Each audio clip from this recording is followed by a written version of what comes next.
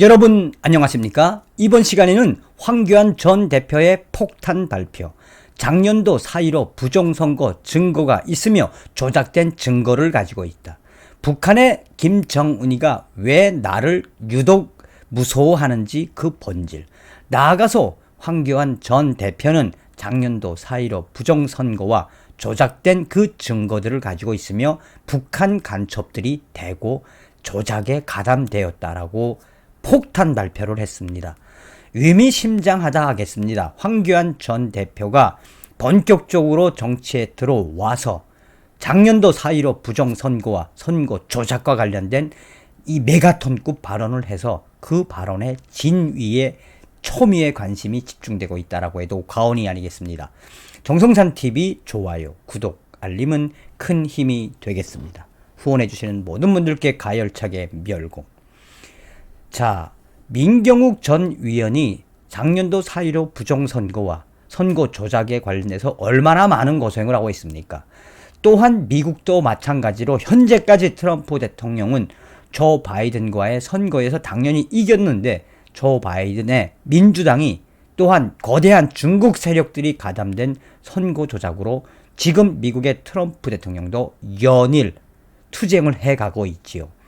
여기서 중요한 것은 무엇이겠습니까? 중국 공산당과 또 거대한 딥스테이트 세력들, 나아가서는 글로벌 리셋주의자들이 가담된 하나의 지구를 만들겠다라는 그 거대한 글로벌 리셋. 여기에 한국도 타켓이다. 어제도 방송을 해드렸습니다만 GTV가 밝힌 핵심적인 소식은 무엇입니까? 미국으로 망명한 중국 공산당의 통일 선전부, 아시아 담당, 한국 담당 망명 인사가 미국에서 밝힌 폭탄 선언. 그러니까 이미 4년 동안 중국 공산당은 대한민국의 내년 대선을 이 더불어민주당과 중국몽과 함께하는 사람을 대통령으로 만들기 위해 4년 동안 완벽하게 이 부정선거의 계획을 끝내놓았다. 자, 오늘 소식도 바로 황교안 전 대표가 어떤 칼을 갈고 있는지, 그 칼이 어떤 칼로 성장하게 될지 그 관심이 집중된다 하겠습니다. 황교안 미래통합당 전 대표가 지난 2020년 4.15 총선은 북한이 간첩을 통해서 개입함으로써 사실상 미래통합당이 상상도 하지 못한 참패를 당한 것이라며 어떤 공작이 있었는지 철저히 밝혀내야 한다라며 총선 조작설 행보를 이어가고 있다라고 전하고 있습니다. 황교안 전 대표는 12일 오후 대전시의회를 방문한 자리에서 기자 간담회를 열었는데 기자 간담회에서 황교안 전 대표는 정계를 복귀한 이유를 설명하면서 최근 논란이 된 청주 간첩단 사건을 언급하면서 4.15 부정선거와 선거 조작과 관련된 것을 폭탄 발표했다라고 전하고 있습니다. 황교안 전 대표는 북한 통일전선부가 지난 총선에서 우리 당과 미래통합당과 저 황교안을 꼭 찍어서 패망시켜야 한다고 지시를 내렸다는 게 지금 드러나고 있다. 내가 접촉한 정보 관계자는 작년도 4.15 선거에 북한의 간첩 세력들이 개입되었다라는 것은 이번에 청주 간첩단 사건에서도 드러났다. 청주 간첩단은 대놓고 작년도 4.15 부정선거에 개입되었으며 그 전에 문재인 캠프에서도 사실상 문재인 캠프에서도 북한의 간첩 지령을 받은 자들이 활동한 것이나 다름이 없다. 자, 그러면서 황교안 전 대표는 북한이 선거에 개입하는 것은 내정 간섭일 뿐만 아니라 우리 안보를 심각하게 흔드는 아주 못된 짓이며 대한민국 국민이 선택하는 게 선거인데 북한 간첩들이 대거 동원돼서 조작에 가담됐다는 증거들을 나는 가지고 있다. 그 증거들을 귀합해 본 결과 작년도 4.15 이 총선거는 북한 간첩들이 대거 조작이 된 것으로 드러났다며 이것을 나는 끝까지 밝힐 사명감으로 정치에 복귀하게 되었다라고 전하고 있습니다. 그 결과 국민들이 상상도 하지 못할 대참패를 미래통합당은 당했다며 그 원인을 잘 분석하고 있으며 또한 잘 분석해 내야 한다.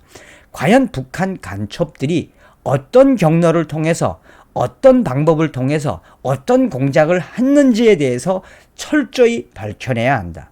많은 증거들을 가지고 있지만 때가 되면 작년 4.15 부정선거, 4.15 총선거에 북한 간첩들과 제3의 세력들이 개입된 증거들을 발표할 예정이다. 반드시 밝혀내야 대한민국의 내년도 대통령 선거, 그 이후에 지방선거, 나아가서 국회의원 선거까지 이어질 수 있다며 사실상 북한 간첩들이 개입된 작년 4.15 총선거의 그 본질적인 의미에서 본인도 당시에 민경욱 전 위원의 부정선거와 선거 조작에 관련돼서 망설였음을 솔직하게 인정을 한다라고 밝히고 있습니다.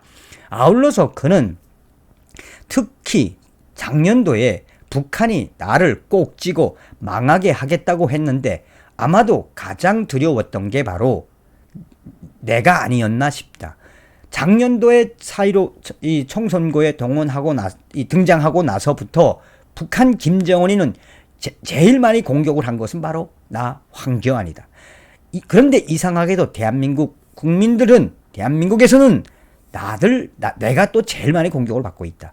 이것은 북한이 공식적으로 당시의 미래통합당 대표였던 나를 쓰러뜨리고 또한 황교안을 집중적으로 나쁜 이미지를 주게끔 국내 간첩들에게 지령을 내린 것이 아닌가라는 생각을 들게 한다며 또한 4.15 총선이 부정선거로 치러졌다는 증거는 또 있다.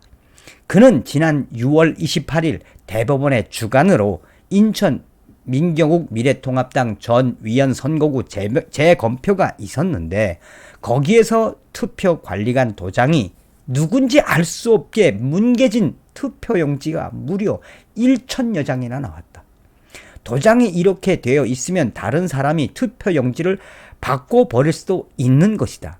이것을 어떻게 공정하다고 할 수 있겠는가라며 의혹을 계속해서 제기하고 있으며 지난 6월 30일 대법원은 인천 연수울 4.15 총선 무효소송 재검표 검증 결과 조작 의혹이 제기되었던 사전투표용지에 문제가 있다라고 결론을 내린 바가 있는데 사실상 그러면서 황교안 전 대표가 이러한 폭탄 발표를 할 수밖에 없는 그 이유에 대해 황교안 전 대표는 저는 총선 실패 책임지고 물러났다. 그러나 대한민국에 이렇게 무너져 가고 있는 상황을 지켜보면서 그냥 있는 것이 너무도 안타깝고 무책임하다고 생각했다. 특히 문재인 주사파 정권에 의해 무참하게 망가지는 민생에 대해 더 이상 앉아있을 수도 또 가만히 있을 수도 없었다. 문재인 정부가 부동산 정책을 25번 정도 내놨는데 낼 때마다 더 망가졌다. 이른바 영끌을 해도 내 집 마련은 더 멀어져만 가고 있다. 지금 대한민국은 어두운 동굴을 지나고 있다. 그 속에서 힘들어하는 국민을 그냥 바라볼 수만 없었다며 그래서 나는 이번에 대통령 선거에 출마를 했으며 계속해서 부정선거와 관련된 북한이 관련되고 제3자가 관련된 작년 4.15 부정선거에 대한 증거들을 폭탄처럼 내놓겠다라고 밝히고 있습니다. 황교안 전 대표님 잘 돌아오셨습니다. 이번 시간에는 황교안 전 대표의 폭탄 발표에 대해서 소개해 드렸습니다. 다음 시간에 뵙겠습니다. 멸공.